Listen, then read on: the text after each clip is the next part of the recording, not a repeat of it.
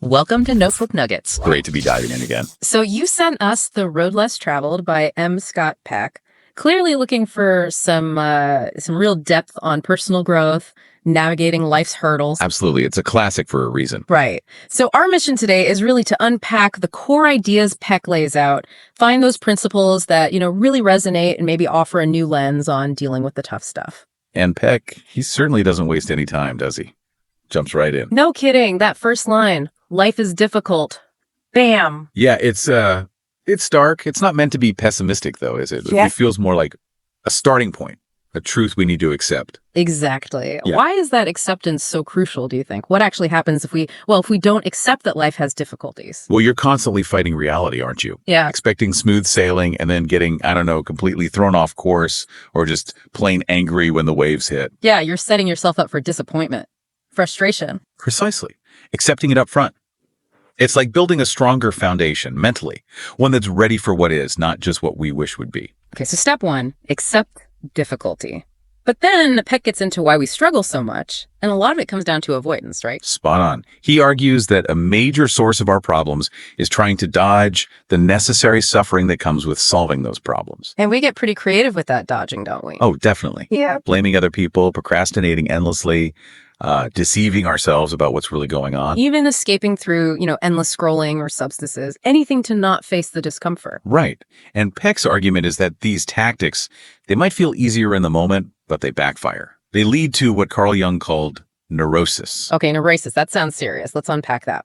How does this avoidance, this sort of substitute suffering, become worse than the original problem? It's like, imagine you have a small pain in your knee.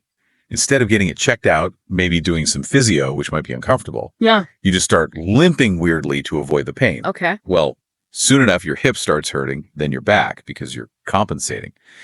The avoidance created bigger, more widespread problems than the initial knee issue. Ah, gotcha. So the energy spent avoiding. Exactly. The Yeah. energy and the new problems generated by avoiding often outweigh the difficulty of just facing the initial thing head on. That makes sense. It's a painful detour. And this ties into his distinction between neurotic suffering and legitimate suffering. Right? Yes, that's a key distinction. Neurotic suffering is the pain born from avoidance. It's the anxiety from procrastination, the loneliness from not addressing relationships. The general malaise of not living authentically. Right. Whereas legitimate suffering, well, that's different. It's the inherent discomfort that comes with growth. Like the burn during a workout, or the nervousness before a presentation, or maybe the grief when facing a loss. Precisely. It's unpleasant, sure, but it's productive. It leads somewhere to strength, to learning, to healing. It's suffering with a purpose, you could say. And this is where his view on depression gets interesting. He doesn't always see it as purely negative. No, he suggests that sometimes, not always, but sometimes, depression can actually be a healthy signal. Healthy. How so? Like an internal alarm. It might be indicating that we're profoundly stuck, that we're avoiding necessary changes or truths about our lives. It's the psyche saying, hey, something is wrong here. We need to change course. So it's a painful signpost pointing towards needed growth rather than just a sign of failure. Potentially, yes. A call to action, even if it feels paralyzing at the time. It forces us to confront the gap between where we are and where we need to be. Which leads kind of naturally to this idea of a threshold of suffering. What's that about? It's that tipping point, Yeah. basically. The point where the pain of staying the same, the pain of our avoidance and its consequences, finally becomes greater than the anticipated pain of actually facing the problem. Like hitting rock bottom, maybe? Or just that moment where you think, I can't live like this anymore. Exactly that. It's when the discomfort of the status quo finally outweighs the fear of change. And reaching that threshold, paradoxically, can be the catalyst we need. The push off the ledge. Right. You can break those bad habits, force us to develop discipline, because staying stuck is just too painful now. Nietzsche comes to mind here too. That idea about misery, about difficulty forging strength. Yeah, what does not kill me makes me stronger. Peck's angle is maybe less stark, but similar in that embracing and working through necessary suffering builds resilience. The misery isn't the goal, but overcoming it is transformative. Okay, so accepting difficulty, understanding the trap of avoidance and neurotic suffering, and recognizing the potential power of hitting that threshold. That's a big chunk of it. But Peck also talks a lot about laziness, doesn't he? He does. And it's not just about, not wanting to do the dishes. His definition is way broader. He calls it original sin, which is pretty intense. It is. He sees it as this fundamental force within us that resists growth, resist effort, resist confronting problems. It's the pull towards entropy, towards the path of least resistance, even when that path leads nowhere good. And he connects it deeply to fear, right? It's not just about being tired or unmotivated. Absolutely key. He argues laziness is often rooted in fear. Fear of failure, fear of the effort involved, fear of discomfort, fear of change.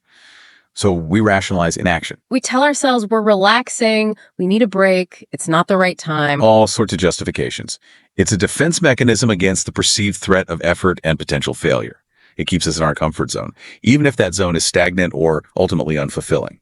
That really resonates with Nietzsche's concept of the spirit of gravity, that feeling of being weighed down. Exactly. That heaviness, that resistance to lightness, joy, and upward movement, Nietzsche saw it as this inertia keeping us stuck. So how do we fight this, both Peck's laziness and Nietzsche's gravity? Is it just about gritting our teeth? Well, Nietzsche's approach is interesting. He didn't advocate for, guilt or self-punishment. He suggested overcoming it through, almost through joy. Joy, how does that work? By finding joy and lightness in the effort itself.